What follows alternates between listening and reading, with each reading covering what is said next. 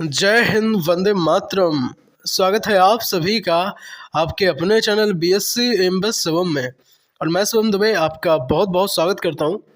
दोस्तों, BSc BCom बीएचएससी second year fourth semester के स्टूडेंट्स के लिए फूड प्रोसेसिंग यानी कि खाद्य प्रसंस्करण की ये क्लास रहेगी। इस क्लास में हम बेहतरीन टेस्ट लगाएंगे, चाहे से मॉडल पेपर आप कह सकते हैं, एक दमदार कंटेंट के साथ जो है संपूर्ण एमसीक्यू क्वेश्चंस को एक बेहतरीन डिटेल्स के साथ हम आपके माइंड में फिट करने की कोशिश करेंगे। सभी विश्वविद्यालयों के लिए ये क्लास इम्पोर्टेंट रोल प्ले करेगी। फोकस आप बना लीजिए, है ना। बहुत सारे ऐसे स्टूडेंट्स होते हैं जो क्लास को स्टार्ट कर देते हैं, बहुत सोचते हैं कि भाई हम पढ़ेंगे और बीच में ही छोड़ करके चले जाते हैं। आपको इंटेंशन ख़त्म नहीं करनी है, लगन को पूरा बरकरार रखना है और चीज़ों को अंत तक आपको देखना है। समझिएगा ज़रूर। देखेंगे, अचारों के संरक्षण के लिए कौन सा रासायनिक पदार्थ डाला जाता है। पहला ऑप्शन रहेगा सोडियम क्लोराइड डाला जाता है, पोटेशियम डाला जाता है, सोडियम बेंजोएट डाला जाता है या फिर मैग्नीज डाला जाता है। देखेंगे, बात करें अगर अचारों के संरक्षण की, तो सोडियम बेंजोएट जो है इसको हम एक ऐसा रासायनिक पदार्थ हम इसे कहते हैं जो अचारों के संरक्षण के लिए हम इसमें मिलाते हैं। चलिए यहाँ से 2-3 फैक्ट भी हम समझते हैं। देखिएगा, घरेलू पदार्थ जिनसे भोज पदार्थों का संरक्षण किया जाता है, अगर आपसे पूछ ले तो आप कहेंगे सर शक्कर और नमक मिलाकर के भी जो भोज पदार्थ है उनका संरक्षण किया जाता है। विधि में अगर हम देखें तो डिब्बाबंदी या प्रशीतन, ये सारी विधियां होती हैं, है ना। डिब्बा बंद करके भी अचारों का संरक्षण हम करते हैं, आप सबको पता होगा। या भोज पदार्थों के संरक्षण के लिए भी, जिसमें जो हानिकारक बैक्टीरियाज होते हैं वो उसमें नहीं पनप पाते, तो डिब्बाबंदी भी आजकल ये काफ़ी ज़्यादा चलन में है। देखेंगे, एक यहाँ से भी प्रश्न बन सकता है, इस फैक्ट से भी बनेगा कि भाई व्यापारिक स्तर पर भोज पदार्थों का जो संरक्षण है वो कैसे किया जाता है, तो आप कहेंगे सर कोल्ड स्टोरेज द्वारा, है ना। कोल्ड स्टोरेज द्वारा आप सबको पता होगा कि बहुत सारी, देखेंगे पहले क्या होता था कि एक समय पे ना जिस टाइम सीजन होता था जिस चीज़ का, तो वो चीज़ ना उसी सीजन पर अवेलेबल होती थी। लेकिन आज के टाइम पे आप कभी भी देखो, मैंगो जो है वो आप कभी भी खा सकते हैं, है ना, क्योंकि कोल्ड स्टोरेज का चलन आजकल के टाइम पे है। तो जो चीज़ पहले एक टाइम पे मिलती थी वो अब कभी भी कहीं पे भी उपलब्ध हो जाती है। तो ये सब जो संभव हो पाया है वो कोल्ड स्टोरेज की वजह से संभव हो पाया है। चलेंगे, अगर कोल्ड स्टोरेज की बात करी है तो आप जल्दी से हमें बताओ कि भाई साहब कोल्ड जो स्टोरेज है उसका तापमान टेम्परेचर कितना होता है ना। 0 डिग्री से 30 डिग्री फ़ारेनहाइट, 30 से 55 फ़ारेनहाइट, 6 से 24 फ़ारेनहाइट या 4 से 18 फ़ारेनहाइट। बात करेंगे राइट आंसर की तो हो जाएगा भैया 0 से 30 डिग्री फ़ारेनहाइट जो है कोल्ड स्टोरेज का टेम्परेचर होता है। देखो, हमने आपको एक फॉर्मूला बताया था पिछली क्लास में कि भाई साहब अगर डिग्री सेल्सियस दिया है ना, और डिग्री सेल्सियस से हमें अगर फ़ारेनहाइट में चेंज करना है तो उसके लिए एक फॉर्मूला बताया था, और साथ में बताया था कि अगर फ़ारेनहाइट है तो डिग्री सेल्सियस में भी चेंज कर सकते हैं, या फिर चाहे तो आप केल्विन में भी चेंज कर सकते हैं। तो कैसे करेंगे, देखेंगे C/5 बराबर F-32/9। तो इस फॉर्मूले के माध्यम से जो है हम फ़ारेनहाइट से डिग्री सेल्सियस में और डिग्री सेल्सियस से फ़ारेनहाइट में हम चेंज कर सकते हैं। वीडियो अगर अच्छी लग रही हो, हेल्पफुल लग रही हो, तो एक बार लाइक कर दो यार, है ना। आपके एक लाइक करने से ना हमें ऊर्जा मिलती है और हमारे अंदर ऊर्जा ऐसी आती है कि हम और भी सारी क्लासेस आपके लिए बना पाएँ। और जल्दी से एक बार कमेंट में बताओ कि आपको क्लास पसंद आ रही है नहीं आ रही है। अगर अच्छी लग रही है क्लास तो आप हमें बताएंगे, तो हम नेक्स्ट क्लास और भी जल्दी बनाएंगे, है ना। और किस सब्जेक्ट की आप क्लास देखना पसंद करेंगे आप हमें बताइएगा। चलिए, प्रश्न नंबर 3 की बात करेंगे। जल के माध्यम से भोजन पकाने की जो विधि नहीं है वो कौन नहीं है, तो भाई साहब जल के माध्यम से भोजन पकाने की विधियां हम आपको बताने वाले हैं। उससे पहले जो नहीं है वो बेकिंग नहीं है ना। एक ऐसी विधि होती है जिसमें जो है हमें जल के माध्यम से भोजन पकाने की आवश्यकता नहीं पड़ती है, ठीक है। अब भोजन पकाने में हमें जल के माध्यम से जब हम भोजन पकाते हैं, विधियाँ ऐसी कौन सी हैं, तो वो एक है उबालना हो जाएगा, खदकाना हो जाएगा, स्टेइंग हो जाएगा, ठीक है। उबालते भी हैं हम, खदकाते हैं या फिर स्टेइंग करते हैं, तो ये सब जो है जल के माध्यम से ही संभव हो पाता है। ठीक बात, बहुत बढ़िया। बात करेंगे प्रश्न नंबर 4 की। उससे पहले हम आपको एक जानकारी देना चाहेंगे।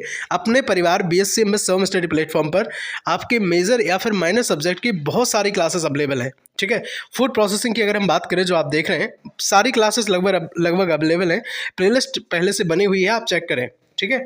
और बात करेंगे फिजिकल एजुकेशन, योगा अगर आपका ये माइनर है तो बिल्कुल बहुत सारी क्लासेस बनी हैं, आप बिल्कुल देखें। तो हम सीरीज चला रहे हैं जो हिंदी साहित्य हो, है ना, इतिहास हो, राजनीति विज्ञान हो, गृह विज्ञान हो, बहुत सारी मेजर माइनर सबकी क्लासेस अपने परिवार BSc में सेमेस्टर प्लेटफॉर्म पर अवेलेबल हैं। आप जा करके देखें, प्लेलिस्ट एकदम बनी है और हम यूनिट वाइज भी चीज़ों को हम कंप्लीट कराते हुए चले हैं। ये भी सारी सीरीज़ की सबकी प्लेलिस्ट है, एक बार आप विजिट जरूर करें, ठीक है, एक बार विजिट जरूर करें। देखेंगे, बात करेंगे 4 नंबर प्रश्न की, पानी द्वारा भोज्य पदार्थों को क्या किया जाता है, बताइएगा। तला जाता है, सेका जाता है, उबाला जाता है या इनमें से कोई नहीं। तो भाई साहब, पानी के द्वारा अगर हम भोज्य पदार्थों की बात करें तो उबाला जाता है ना, पानी के द्वारा उबाला जाता है। अभी मैंने आपको विधियां बताई, है ना, जरा रिकॉल करते हैं एक बार कि अभी हमने आपको विधियां बताई कि पानी के माध्यम से भोजन बनाने की कौन सी विधि नहीं है। तो मैंने आपको बताया था कि सर बेकिंग नहीं है। कौन सी नहीं है? तो आपने कहा था सर बेकिंग नहीं है। और साथ ही में हमने आपको बताया था कि बताओ कौन कौन सी विधियां जो है पानी के द्वारा, है ना, जिसमें भोजन जो है जल के माध्यम से बनाया जाता है। तो आपको हमने बताया था, उबालना बताया था, है ना, क्या बताया था भाई? उबालना बताया था और खदकाना बताया था, ठीक है। और एक और आपको बताई थी, बताइएगा कौन सी? एक थी स्टेंग, है ना, स्टेंग हमने आपको बताई थी। तो ये सारी जो विधियां हैं वो भोजन जो है जल के माध्यम से बनाने की विधियां थी, ठीक है। अब पानी द्वारा जो भोज्य पदार्थों को क्या किया जाता है? तो आपने कहा सर उबाला जाता है ना, आपने कहा सर उबाला जाता है। अब ये जो फैक्ट आप देख रहे हैं, ये 3 से 4 फैक्ट से 1 से 2 क्वेश्चन आपके एग्जाम में सीधे देखने को मिलेंगे और मिलते आए हैं पहले से। बस जरा फोकस आप करेंगे एक बार, देखिएगा। तेल द्वारा भोज्य पदार्थों को, तो आप कहेंगे सर तला जाता है। तेल द्वारा भोज्य पदार्थों को तला जाता है। गरम मसाला डालने से भोजन जो है वो स्वादिष्ट हो जाता है ना। तेल द्वारा, तो आप कहेंगे सर तला जाएगा। गरम मसाला डालने से भोजन स्वादिष्ट हो जाएगा। तला हुआ भोज्य पदार्थ अगर देखें तो देर से पचता है ना। जो तला हुआ फ्राई किया रहता है ना ज़्यादा तेल में, तो ऑयली भोजन क्या होता है? देर से पचता है। छीलकर भोज्य पदार्थों को क्या किया जाता है? तो आप कहेंगे सर तला जाता है। आसानी से पचने वाला जो है वो उबला हुआ भोजन आसानी से पचता है, ठीक है। उबला हुआ भोजन क्या होता है? तो आप कहेंगे सर आसानी से पच जाता है। चलो वीडियो को एक बार लाइक करके, है ना, शेयर कर दो दोस्तों को, वो भी बेचारे परेशान हो रहे होंगे। उन्हें परेशान किसी को नहीं होने देना है। आप सब फैमिली हैं, एक बार फैमिली बन तो जाओ, है ना। सब्सक्राइब करो, पहले सब्सक्राइब करो अपने परिवार BSc एमएस शिवम को और फैमिली बन जाओ, जुड़ जाओ, बिल्कुल एकदम टेंशन फ्री हो जाओ अपने BSc BCom BHSC से, ठीक है। बात करेंगे 5 नंबर प्रश्न की, माता के दूध में कितना कार्बोहाइड्रेट पाया जाता है? 3%, 4%, 6% या फिर 8% की बात करेंगे। देखेंगे भाई, माता के दूध में अगर कार्बोहाइड्रेट की बात करें तो 4% कार्बोहाइड्रेट माता के दूध में पाया जाता है। अच्छा, अब यहाँ से दूध की बात आई है तो हम 3 से 4 फैक्ट यहाँ से समझ लेते हैं। देखेंगे भाई, दूध में जो खनिज लवणों की मात्रा है और वो 0.6% होती है। अच्छा, कार्बोहाइड्रेट की मात्रा तो आप कहेंगे 4%, है ना। खनिज लवणों की मात्रा तो आप कहेंगे सर 0.6%। दही में कार्बोहाइड्रेट तो आप कहेंगे सर 5.2 से 6.5% तक। दूध को संपूर्ण आहार भी कहते हैं। आपसे अगर कोई पूछ ले कि संपूर्ण आहार किसे कहते हैं, तो संपूर्ण आहार की संज्ञा दूध को दी जाती है। अच्छा जी, चलेंगे। एक अच्छा उत्तम पौष्टिक पदार्थ के रूप में हम किसे मानते हैं? तो आप कहेंगे सर दूध को मानते हैं, ठीक है। अच्छा, एक क्वेश्चन और आता है कि बताइएगा दूध में कौन सी विटामिन नहीं पाई जाती है? जल्दी से कमेंट में बताएंगे आप, हमें जल्दी से कमेंट में आप बताएंगे दूध में कौन सी विटामिन नहीं पाई जाती है। एक बार जल्दी से कमेंट करो सब, है ना, जल्दी से कमेंट करो। बात करेंगे 6 नंबर प्रश्न की, दूध में थक्के के रूप में कौन सी प्रोटीन जम जाती है? दूध में थक्के के रूप में जमने वाली जो प्रोटीन है वो होती है भाई लैक्ट एल्व्यू। कौन सी होती है भाई? लैक्ट एल्व्यू होती है। बहुत बढ़िया, बहुत बेहतरीन। नेक्स्ट क्वेश्चन रहेगा, ऊष्मा परिरक्षण का जो सिद्धांत है वो क्या है? तो भाई साहब, ऊष्मा परिरक्षण की अगर हम बात करें तो संवहन ऊष्मीकरण, चालन ऊष्मीकरण, विकिरण ऊष्मीकरण, ये सब जो है आपके ऊष्मा परिरक्षण के सिद्धांत कहे जाते हैं। अच्छा, ऊष्मा या फिर ऊर्जा से रिलेटेड एक सिद्धांत है। आप सबको अगर पता होगा कि ऊष्मा या ऊर्जा को ना तो उत्पन्न किया जाता है ना ही क्या है नष्ट किया जाता है, बस एक फॉर्म से दूसरे फॉर्म में एनर्जी जो है वो ट्रांसफर होती है। क्या होती है भाई? ट्रांसफर होती है। तो ये जो है ऊर्जा संरक्षण का सिद्धांत था। बात करेंगे खाद्य परिरक्षण की आधुनिक विधि की। तो खाद्य परिरक्षण की अगर हम बात करें, फूड प्रिजर्वेशन की अगर हम बात करें, तो ये जो विधियां हैं वो कौन सी हैं भाई? इरिडिकेशन है, एंटीबायोटिक्स है या डायनेमिक किरणें जो हैं, इस सब विधियां जो है खाद्य परिरक्षण की हो जाएंगी। इतनी बात को अपने माइंड में सेट कर लीजिएगा, ठीक है। अच्छा, मदराक्रमण में जो यूज किया जाता है वो ईस्ट का यूज करते हैं। किसका करते हैं? ईस्ट का यूज करते हैं, ध्यान रखिएगा। चलो नेक्स्ट क्वेश्चन, खाद्य पदार्थों में जीवाणुओं को निष्क्रिय किया जाता है। तो खाद्य पदार्थों में जब जीवाणुओं को निष्क्रिय करने की बात आती है तो ये प्रोसेसिंग कहलाती है। क्या कहलाती है भाई? प्रोसेसिंग कहलाती है। प्रोसेसिंग का जो अर्थ है वो भी आपको याद रखना है भाई। क्या होता है? तो आप कहेंगे सर स्टेरिलाइजेशन होता है। क्या होता है प्रोसेसिंग का अर्थ? तो आप कहेंगे सर स्टेरिलाइजेशन होता है ना। बहुत अच्छा क्वेश्चन था, पूछा भी गया था पिछली बार, तो आपको याद रखना पड़ेगा स्टेरिलाइजेशन। डच का अर्थ क्या होता है? तो भाई डच का जो अर्थ है वो होता है सबसे संभावित संख्या, मोस्ट प्रोबेबल नंबर। क्या होता है? MPN stands for most probable number. MPN, M से मोस्ट, पी से प्रोबेबल और एन से क्या हो गया आपका? नंबर हो गया। बहुत बढ़िया। बात करेंगे नेक्स्ट क्वेश्चन की, विकिरण का उपयोग करने वाली संरक्षण तकनीक को हम क्या कहते हैं? तो आप कहेंगे इसे कोल्ड स्टेरिलाइजेशन कहते हैं। क्या कहते हैं? कोल्ड स्टेरिलाइजेशन कहते हैं। इस बात को भी अपने माइंड में सेट कर लीजिएगा। देखेंगे नेक्स्ट क्वेश्चन, फॉस्फेट परीक्षण का प्रयोग जो है किसके विश्लेषण में किया जाता है? तो आप कहेंगे सर दूध के विश्लेषण में फॉस्फेट परीक्षण का प्रयोग किया जाता है। नेक्स्ट क्वेश्चन, एमएसजी का उपयोग क्यों करते हैं? तो आपने कहा सर रंग बढ़ाने के लिए। किसके लिए? रंग बढ़ाने के लिए, है ना। रंग बढ़ाने के लिए एमएसजी का यूज किया जाता है। नेक्स्ट क्वेश्चन रहेगा आपका, सब्जियों को जमने से पहले हल्का उबालने का कारण क्या है? तो भाई साहब एंजाइमों को विकृत करने के लिए जो है सब्जियों को जमने से पहले हल्का उबाला जाता है।